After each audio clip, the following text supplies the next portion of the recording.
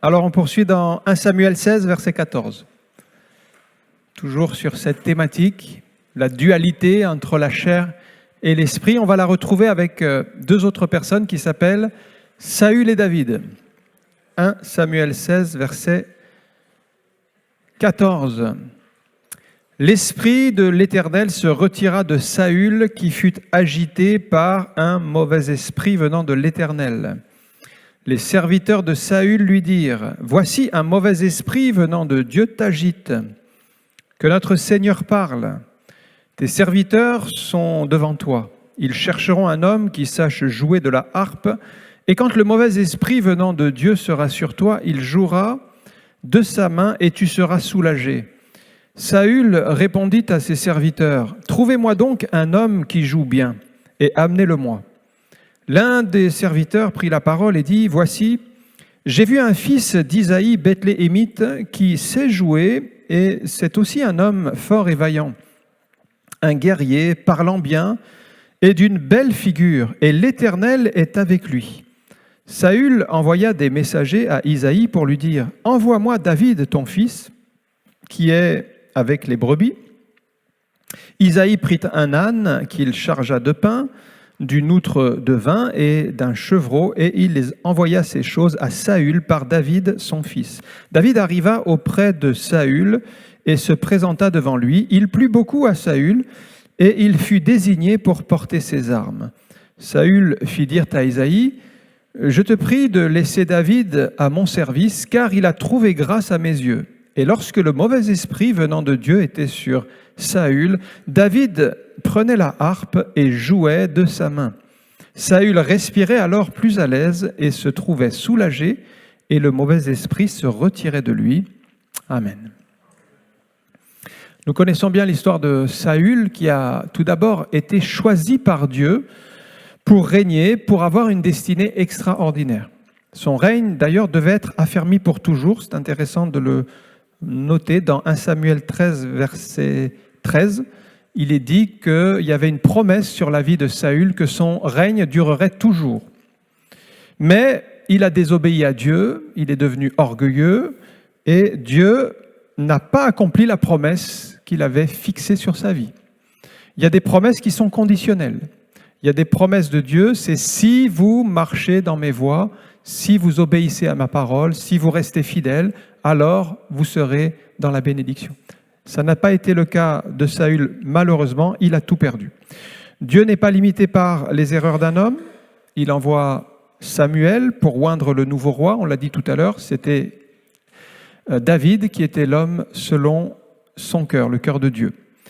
Le choix de David a été fait, il a reçu l'onction au milieu de ses frères, et à partir de là, Saül ne va cesser de décliner et David ne va cesser de progresser. Saül va décliner parce qu'il représente la chair qui n'a pas le pouvoir, qui n'a pas la force contre l'esprit. David, il représente l'homme qui marche selon l'esprit, qui marche dans la volonté de Dieu et qui va se fortifier jour après jour dans la présence de Dieu. C'est lui d'ailleurs qui a composé plus de la moitié des psaumes que nous avons sous l'onction du Saint-Esprit. Il recevait des paroles inspirées que nous chantons aujourd'hui, que nous lisons dans la parole. C'est ces psaumes très fortifiants. Le premier point, c'est maintenant la première rencontre entre Saül et David. On voit tout de suite un contraste ici au verset 14. La première fois qu'ils se voient, ici, en tout cas dans ce passage, c'est la rencontre entre Saül et David ici. Et le roi, en fait, on constate ici que le Saint-Esprit s'est retiré de Saül. Et ce n'est pas par hasard. C'est pas par hasard. Le roi avait désobéi aux ordres de Dieu, il n'avait pas la crainte de Dieu. Quand on n'a pas la crainte de Dieu, on fait les mauvais choix.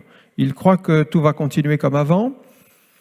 Il croit qu'il est roi, donc il a été oint, donc c'est bon pour lui. Mais ça, c'est les mensonges du diable et il est sous le jugement de Dieu. Sa désobéissance ouvre une porte à l'action d'un mauvais esprit et l'entourage le voit. Il y avait un mauvais esprit venant de l'Éternel qui était sur lui. L'entourage le voit, il le voit agité, il a perdu la paix. Alors d'autres traductions disent le mauvais esprit le tourmentait, le mauvais esprit le troublait, le mauvais esprit l'effrayait. Et ça représente celui qui ouvre des portes. Il ouvre des portes à l'ennemi, à l'œuvre du diable dans sa vie, et les mauvais esprits vont l'entraîner dans la mauvaise direction. Si vous entretenez un péché non confessé, vous donnez un accès au diable. La Bible le dit dans Éphésiens 4, versets 27 et 28. Si vous vous mettez en colère, et là il s'adresse à des chrétiens, ne péchez point, que le soleil ne se couche point sur votre colère et ne donnez pas accès au diable. C'est-à-dire que par nos péchés, par nos inconséquences, par notre infidélité, nous pouvons ouvrir des portes à l'adversaire dans notre vie. On le voit avec Judas, par exemple, qui était pourtant un disciple du Seigneur, qui faisait partie des 12, mais néanmoins, il était voleur. Donc il y avait un problème dans sa vie, il prenait dans la caisse, il prenait de l'argent qui n'était pas à lui. Il n'a jamais confessé ce péché-là. Il vivait donc avec un péché caché, mais Jésus le savait. Et à un moment donné, vous voyez dans Jean 13 que le diable lui mit dans l'esprit la pensée de livrer Jésus. Donc déjà, quand il y a un péché non confessé, vous traînez un péché, vous vivez avec un péché, c'est pas bon. Il faut le confesser. Sinon, vous êtes fragilisé. Il a été fragilisé, l'ennemi a pu le diriger par ses pensées. Mais pire que cela, il a laissé le diable le pousser à livrer Jésus en sacrifice. Donc il y a eu une escalade, en fait, qui a commencé par un péché. Le diable lui a mis dans la pensée, et puis finalement, il a fait de livrer Jésus. Donc on voit la description de David ici dès le début. Il a une bonne réputation. David, lui, il a été oint par le Saint-Esprit. Il a donc l'onction sur sa vie. Donc il était auprès de ses brebis. Alors c'est vrai qu'il y a un paradoxe chez David. Il a été oint très tôt, très jeune, au milieu de ses frères, mais il n'a pas régné tout de suite. Il y a eu 17 ans entre le moment où il a été oint et le moment où il a régné vraiment. Et pendant qu'il était là, alors qu'il était oint pour être roi, il gardait les troupeaux de son père. Il pouvait avoir l'impression qu'il tournait en rond dans sa vie parce qu'en fait, il était oint, mais finalement, il ne faisait pas le service que Dieu lui avait demandé. Mais vous savez, quand on tourne en rond, finalement, il se passe quand même quelque chose. Regardez, quand vous mettez de l'argile sur le tour du potier, ça tourne en rond, mais en fait, l'argile, il est en train de prendre une certaine forme. Ça tourne en rond, mais ça avance. C'est ce qui s'est passé pour David. Ça tournait en rond, mais en fait, il était en train d'être façonné, formé par Dieu. Et il a été fidèle dans les petites choses. Vous voyez, il n'a pas dit, bon, moi je suis oint maintenant, les brebis, c'est plus moi qui m'en occupe.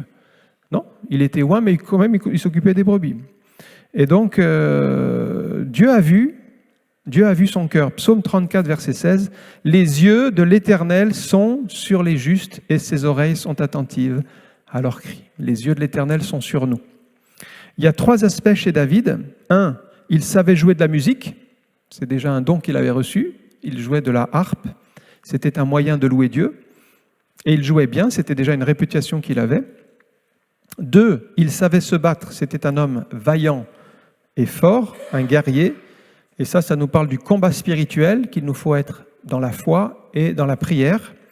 Et 3, l'Éternel était avec lui. Et ça, c'est un signe caractéristique de l'homme de l'esprit qui marche dans les voies du Seigneur. Donc David plaît immédiatement à Saül. Pourquoi ? Parce que quand Saül voit David, il voit chez lui tout ce qu'il a perdu. Il voit chez lui la pureté, il voit chez lui la communion avec Dieu, il voit chez lui l'obéissance à Dieu, il voit chez lui l'onction, et c'est surtout l'onction que Saül a perdue, mais qu'il voit chez David. Et là, il va y avoir la musique sous l'onction. Donc David jouait de la harpe, mais sous l'onction. Et c'est vrai encore aujourd'hui, on n'est pas simplement appelé à jouer de la musique, mais à être rempli du Saint-Esprit pour apporter à travers notre musique bien un culte agréable à Dieu. David avait compris cela. Il n'était pas simplement un bon musicien, il était un musicien rempli du Saint-Esprit. Et nous, on ne cherche pas une performance technique seulement, parce que c'est bien de bien jouer, c'est très bien, il faut bien jouer. Mais notre but, c'est d'être rempli du Saint-Esprit pour exprimer à travers notre instrument une louange à Dieu. C'est David. David, quand il jouait, c'était sous l'onction. Et ce qui se passe quand vous jouez sous l'onction, les mauvais esprits se retiraient, s'éloignaient de Saül. Saül était soulagé, il retrouvait la respiration. Et Saül aimait beaucoup la présence de David parce que ça lui faisait du bien. Mais néanmoins, remarquez que Saül n'a jamais été totalement libéré parce que son cœur était attaché encore aux choses de la terre. Il n'a jamais vraiment pris des positions spirituelles et finalement, il était constamment tourmenté par ce mauvais esprit. Même si par moments, il était apaisé par la présence de David et par l'onction de David, il n'a jamais été totalement libéré. Il y avait des choses que Saül ne voulait pas abandonner. L'orgueil, la royauté, le pouvoir. Et il pensait qu'il pouvait régner sans avoir la grâce de Dieu avec lui. Alors si quelqu'un ne veut pas abandonner son péché, eh bien, il va se retrouver dans un piège mortel. Et Saül n'a jamais été totalement libre. Colossiens 3,5 dit ceci, « Faites donc mourir ce qui dans vos membres est terrestre, la débauche, l'impureté, les passions, les mauvais désirs et la cupidité qui est une idolâtrie. » Voilà ce que Saül n'a jamais fait. Il ne s'est jamais complètement séparé, il n'a jamais complètement tout donné pour Dieu. Il a vécu une vie de compromis et il en a subi les conséquences. Donc il représente l'homme charnel, le croyant mais qui est gouverné par son instinct naturel, l'homme qui ne fait pas mourir ce qui est terrestre, mais qui vit pour les choses de la terre, et il a encore des idoles dans sa vie. Donc Saül n'a jamais été libre, il a toujours eu des mauvais désirs, il était agressif, il était violent, il était dominé par des pulsions, et même des mauvais esprits le poussaient à faire des choses graves. Le deuxième point, c'est maintenant le défi de Goliath, donc un petit peu plus loin, au chapitre 17. Les épreuves sont souvent révélatrices pour montrer la vraie nature d'une personne. Tant que tout va bien, c'était assez facile d'être le chef de l'armée d'Israël. Mais maintenant que les choses vont mal, eh bien, il va falloir agir. Et là, on voit que Saül n'était pas spirituel, mais qu'il était charnel. Alors on voit l'armée d'Israël acculée par les Philistins, chacun campait sur sa position, et puis un homme, un géant, qui vient confronter l'armée d'Israël pour dire « Envoyez-moi un soldat de votre armée et combattons ensemble. » Et le vainqueur sera le vainqueur de l'armée adverse. Et plusieurs fois par jour, alors c'était un homme de 3 mètres, un géant, avec sa cuirasse de 60 kilos, avec sa lance de 7 kilos. Il appelait le peuple les esclaves de Saül, il méprisait le peuple de Dieu, il lançait un défi. Et c'est là où on voit comment on va réagir quand il y a un défi. Alors regardez 1 Samuel chapitre 17, verset 11, la peur de Saül. Saül et tout Israël entendirent ces paroles du Philistin et ils furent effrayés et saisis d'une grande crainte. Voilà Saül. Il n'est pas dans l'esprit, il n'est pas à la hauteur de la situation. Le matin, le soir, Goliath réitérait sa demande pendant 40 jours. Et plus les jours passaient, plus Saül voyait sa défaite, plus le peuple était déconfit. Personne ne voulait relever le défi. C'est ainsi. Quand les défis sont trop grands, alors on se sent incapable et misérable. Et nous pensons, je n'y arriverai jamais, c'est un échec, ça ne marchera pas, je n'y arriverai pas. Mais David, quand il vient sur le camp, parce qu'il a été envoyé par son père pour apporter de la nourriture à ses frères, la première chose, c'est qu'il réagit. Quand il entend les paroles de ce Philistin, il dit, mais qui est ce Philistin, cet incirconcis, pour insulter l'armée de Dieu? Quand vous êtes spirituel, la première chose, c'est déjà vous réagissez quand il y a quelque chose de pas normal. Vous ne laissez pas faire. Ce n'était pas le cas du peuple de Dieu. Donc lui, il réagit. Et la deuxième chose, c'est qu'il prend position. Et qu'il dit, moi, j'irai me battre avec lui. On prend position. Quand on est dans l'esprit, on prend les positions spirituelles qu'il faut pour suivre Dieu. Donc quand on regarde le peuple d'Israël et Saül, c'est vraiment le statu quo. Lui, David, il est prêt à relever le défi. Au passage, son frère est là sur le champ de bataille. Et son frère le traite d'orgueilleux et lui dit, mais qui es-tu? Pourquoi as-tu laissé tes brebis? Pourquoi es-tu venu? Tu es orgueilleux? Tu es venu pour voir la bataille? Donc, il se fait traiter d'orgueilleux par son propre frère. Vous voyez, quand on voit que Eliab aussi est du côté de la chair, il n'est pas dans l'esprit, et il juge David qui est dans l'esprit. Il y a toujours des frères et sœurs qui vont vous décourager, qui vont vous donner des paroles, un petit peu comme Eliab. Vous êtes orgueilleux, ça ne sert à rien ce que vous faites, ce n'est pas la peine de prier, ça ne sert à rien de persévérer, ce n'est plus la peine de croire. Donc ne les écoutez pas. Moi, j'aime beaucoup l'attitude de David. Le texte dit qu'il laissa son frère et continua son chemin. À un moment donné, il ne faut pas polémiquer, il ne faut pas chercher à s'expliquer, vous laissez de côté, mais vous continuez votre chemin pour le Seigneur. Ils ne vous encourageront pas, tant pis. Vous avez la parole de Dieu avec vous, avancez dans les voies du Seigneur. Inutile de perdre du temps. Vous voyez, si David était rentré dans ce jeu-là, peut-être il se serait épuisé dans le mauvais combat, et le bon combat qui était contre Goliath, il serait passé à côté. Et je pense que dans l'Église, il y a beaucoup qui combattent un mauvais combat, le combat de la chair. Vous allez vous épuiser dans le combat de la chair, et quand le combat spirituel arrive, vous n'avez plus la force, vous n'avez plus l'énergie, parce que vous avez combattu le mauvais combat. C'est pourquoi Paul dit « combat le bon combat de la foi ». Il y a un mauvais combat, frères et sœurs. Si vous combattez dans la chair, vous combattez un petit peu comme Eliab, vous vous interpellez avec votre frère, vous essayez de vous justifier, vous perdez du temps, vous perdez votre énergie. David n'est pas tombé dans ce piège. Donc ça, c'est un exemple pour nous. Saül, lui, il ne veut surtout pas bouger. Et quand David arrive, vous voyez, 1 Samuel 17, verset 32, lui, il vient avec une autre attitude, c'est l'attitude de la foi. Quand vous êtes rempli du Saint-Esprit, vous avez des paroles de foi qui vous viennent à la bouche. 1 Samuel 17, 32, David dit à Saül que personne ne se décourage à cause de ce Philistin. Ton serviteur, c'est-à-dire il parle de lui-même, David, moi, David, ton serviteur ira se battre avec lui. Oh, quelle audace! Ça, c'est des paroles de foi, des paroles inspirées, des paroles d'une personne qui est remplie du Saint-Esprit. Quand vous êtes rempli du Saint-Esprit, c'est l'Esprit qui mettra des paroles sur votre bouche. Des paroles qui ne viennent pas de vous, qui sont surnaturelles. La foi vous permettra d'avancer quand les autres s'arrêtent. Donc David ne se laisse pas décourager par les paroles du Philistin, par l'attitude du peuple, par les paroles même de Saül, mais il donne les paroles de Dieu. Maintenant, regardez l'esprit négatif de Saül. C'est vraiment le contraste entre David, ce qu'il vient de dire. Regardez maintenant le verset 33. 1 Samuel 17, 33. Saül dit à David, mais tu ne peux pas aller te battre avec ce Philistin, car tu es un enfant et il est un homme de guerre dès sa jeunesse. Et c'est là où on voit que Saül utilise une sagesse humaine, charnelle.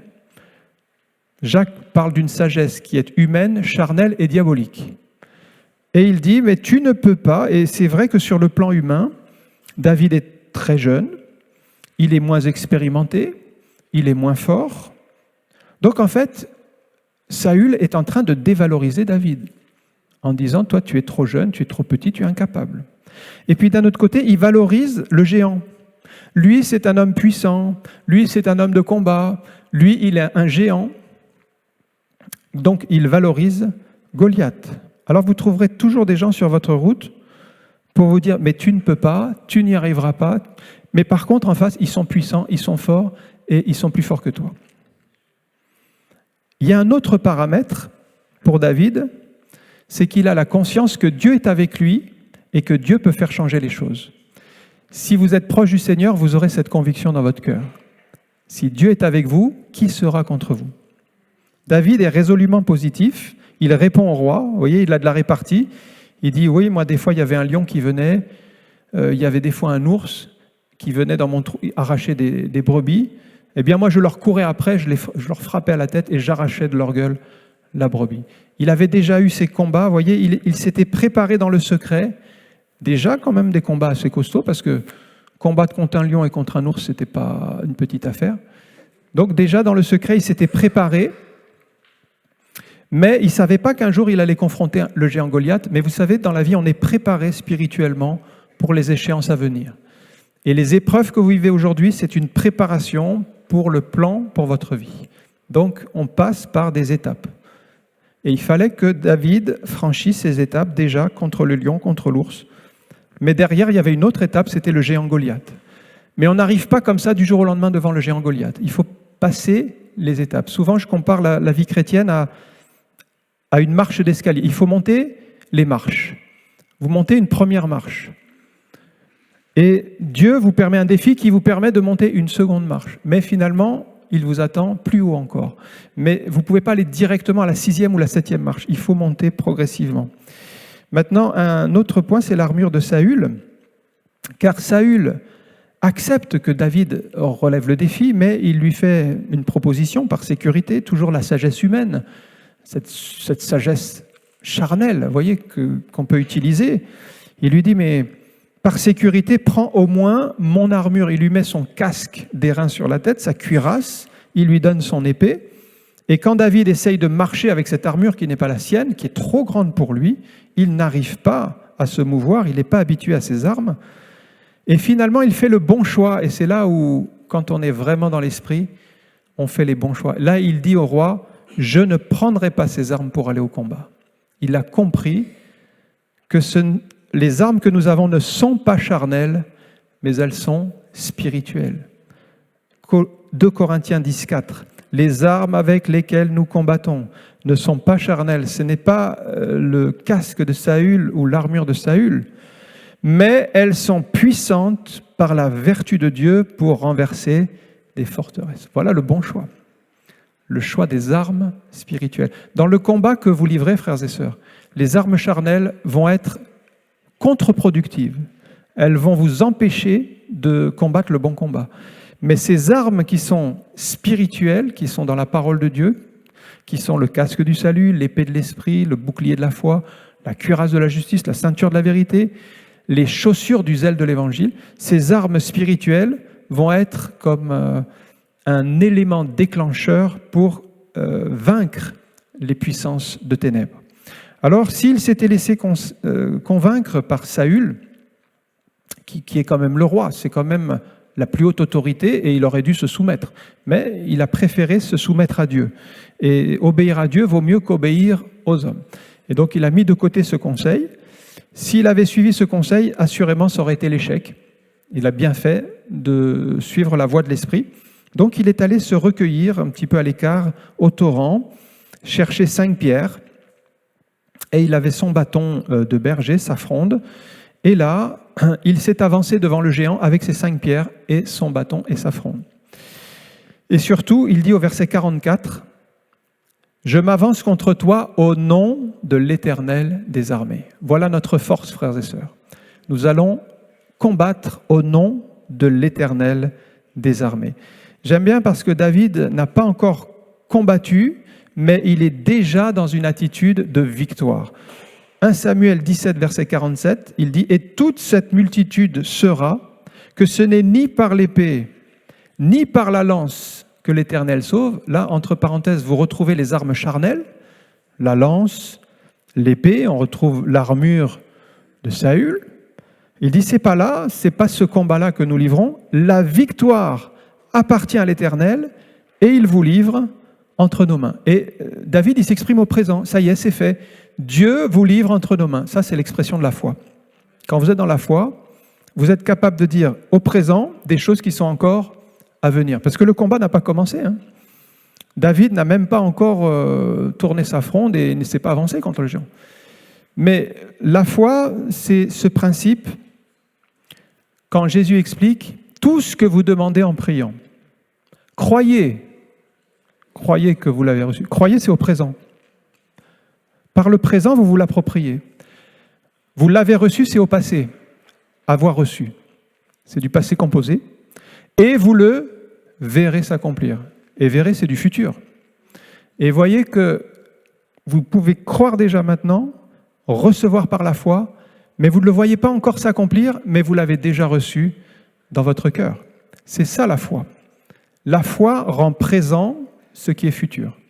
Et David est dans ce contexte-là lorsqu'il dit l'Éternel, déjà la victoire appartient à l'Éternel, donc il parle au présent, et il vous livre entre nos mains. C'est quelque chose d'acté parce qu'il est dans la foi et il croit que ce que Dieu dit, eh bien, il va l'accomplir.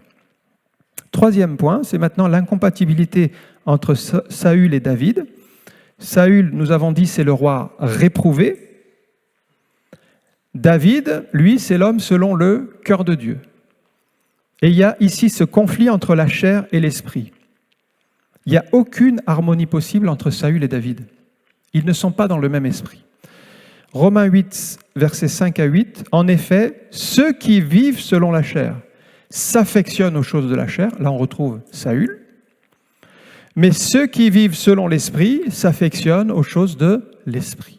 Et vous voyez bien qu'il n'y a pas de compatibilité possible entre la chair et l'esprit. Soit vous vivez selon la chair, mais vous allez prendre le chemin de Saül, soit vous vivez selon l'esprit et vous prenez le chemin de David. Alors regardez la jalousie par exemple.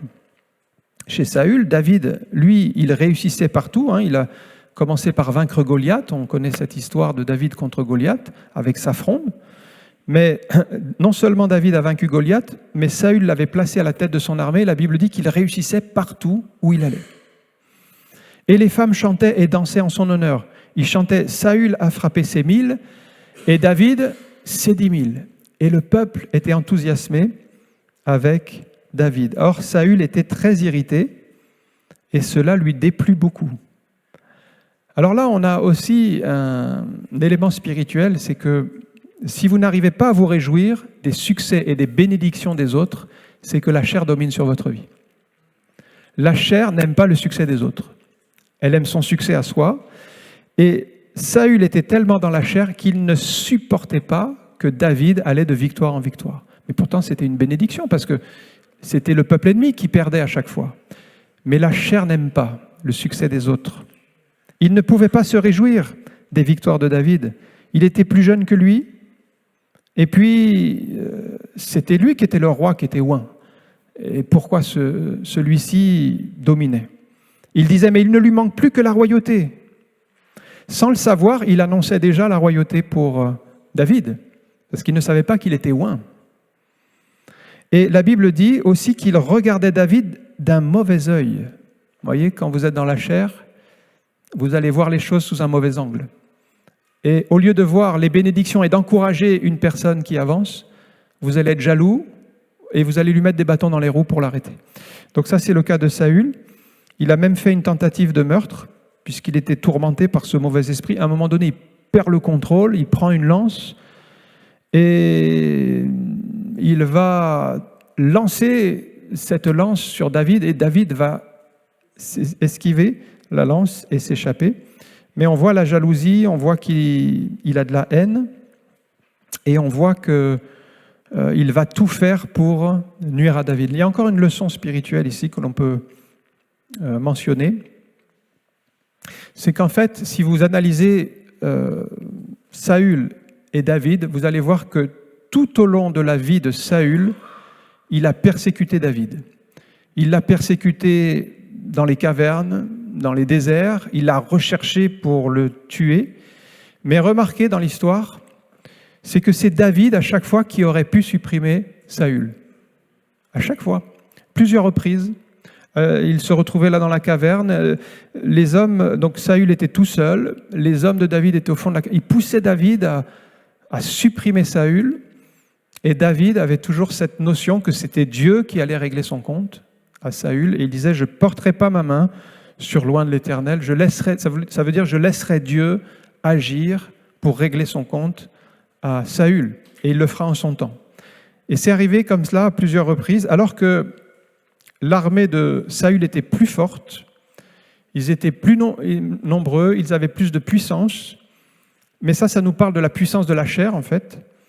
Mais la chair, même la plus puissante, n'a pas la domination sur l'esprit. David était dans l'esprit, il était le plus fort. Non pas parce qu'il était plus nombreux, non pas parce que ses hommes étaient les meilleurs, mais parce qu'il marchait dans la voie du Saint-Esprit, dans la vie de Dieu. Et pour nous, c'est cette marche-là qu'il nous faut, frères et sœurs, c'est de marcher selon l'Esprit et vous n'accomplirez pas les désirs de la chair. Donc Saül, lui, il a passé toute sa vie à vouloir tuer David, mais il n'a jamais réussi à accomplir son plan. La chair est toujours opposée à l'Esprit, mais elle ne peut pas prendre le dessus sur l'Esprit. Par l'Esprit, vous êtes plus fort et vous devez vous maintenir dans la vie de l'Esprit. Maintenant, ce que je voulais mentionner aussi, c'est que Si vous vivez dans l'esprit, c'est très bien, et il faut que chaque chrétien arrive à cette dimension de marcher selon l'esprit, marcher dans l'esprit. Mais ce n'est pas parce que vous marchez dans l'esprit que vous allez toujours marcher dans l'esprit, et qu'il faut veiller quand vous marchez dans l'esprit à vous maintenir dans l'esprit. Parce que le problème, quand on marche dans l'esprit et qu'on n'entretient pas la vie de l'esprit, eh bien petit à petit on décline. Spirituellement, on commence à moins prier, à moins lire la parole, et puis finalement on a pu connaître des bénédictions avec Dieu, des sommets dans la foi et dans la prière, avoir des victoires sur le plan personnel, mais si on néglige cette relation avec Dieu, ben même si on a été dans l'esprit, c'est pas forcé qu'on reste toujours dans l'esprit, et on peut décliner et retomber dans la chair. Donc attention frères et sœurs, même si on est dans l'esprit, il faut entretenir le feu, entretenir l'amour pour Dieu, entretenir le zèle pour la prière, pour la parole de Dieu, parce que on est humain et on peut aussi retomber alors que Dieu nous garde dans sa main puissante. Je termine en mentionnant ici la confrontation des deux oins, puisque Saül était oint et David était oint. Le premier, Saül, a choisi la voie de la chair, bien qu'il était oint. Donc, en fait, si vous regardez les débuts de l'histoire de Saül, il a bien commencé spirituellement, il était humble. Il s'était caché derrière les bagages quand on a cherché le roi, il était humble et c'était une bonne attitude. Il a eu des victoires quand il a commencé les combats parce qu'il était soumis à Dieu et il faisait la volonté de Dieu. Mais il a basculé dans la chair. La chair l'a conduit vers le déclin et finalement Dieu l'a rejeté. Il y a des promesses qui sont sur notre vie, mais si on fait les mauvais choix, on peut perdre les promesses et les bénédictions. C'est à nous de veiller, de faire attention et de se repentir, de revenir. Ça n'a pas été le cas de Saül. Le second oint, c'est David. Lui a choisi de vivre selon l'esprit. C'est pas facile de vivre selon l'esprit. Pourquoi ? Si vous regardez leur histoire, David a été beaucoup persécuté parce qu'il marchait selon l'esprit. Il a été beaucoup rejeté. Il a eu beaucoup de déboires parce qu'il était dans la voie de Dieu. Il a été méprisé. Mais néanmoins, ce qui compte, c'est d'être fidèle au Seigneur et Dieu ouvrira le chemin et il aplanira toutes choses puisque Saül donc a été écarté, il a combattu et il a été vaincu par les Philistins. Et puis David a régné finalement comme la promesse de Dieu était sur sa vie. Alors vous avez aussi le choix, soit l'affection de la chair qui produit la mort, soit l'affection de l'esprit qui produit la vie. Mais les choix que nous faisons auront toujours des conséquences. Et si vous choisissez de vivre selon l'esprit, alors vous serez toujours plus proche de Dieu, mais aussi vous serez persécutés par ceux qui marchent selon la chair. Mais ne craignez rien, parce que ceux qui marchent selon l'esprit, même s'ils sont mis de côté, même s'ils sont rejetés, eh bien Dieu trouvera toujours le chemin de les ramener au bon endroit. Vous voyez, je pense encore à David. Quand Samuel est venu pour choisir le futur roi d'Israël, le père Isaïe a considéré que David, ce n'est pas nécessaire qu'il soit présent ce jour-là. Or, si vous lisez le texte, Samuel avait dit à Isaïe, « Rassemble-moi tous tes fils ». Et Isaïe a décidé d'obéir en partie. C'est-à-dire, sur tous les fils, il y en a un qui n'est pas venu. Vous voyez, quand on n'obéit pas en totalité à la parole de Dieu, déjà on se met en difficulté. Et donc, finalement, Samuel a bien vu, il est passé un par un. David n'a rien fait. Il ne pouvait pas s'imposer dans la réunion. Il ne pouvait pas dire c'est pas juste, moi aussi j'ai ma chance, je peux être choisi comme les autres. Il n'a rien fait. En fait, il a laissé les choses et c'est Dieu qui a fait en sorte que David se retrouve au bon endroit. Et à un moment donné, quand vous marchez dans l'esprit, il faut abandonner les situations à Dieu et de dire c'est toi qui interviendras pour ouvrir la bonne porte. Et vous n'allez pas forcer la porte et vous n'allez pas vous imposer parce que c'est Dieu lui-même qui a mis dans l'esprit de Samuel de dire mais sont cela tous tes fils ? Est-ce qu'il n'en manque pas un ? Et Isaïe a été obligé de dire ah oui, il y a encore David, on va le faire venir.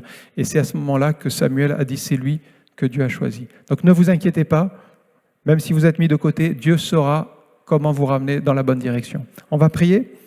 Merci encore pour ta parole. Merci pour ces exemples qui exhortent nos cœurs à la fidélité, à la patience, à être de ceux qui marchent dans l'esprit et dans la vérité de ta parole et qui ne nourrissent pas la chair pour en satisfaire les désirs.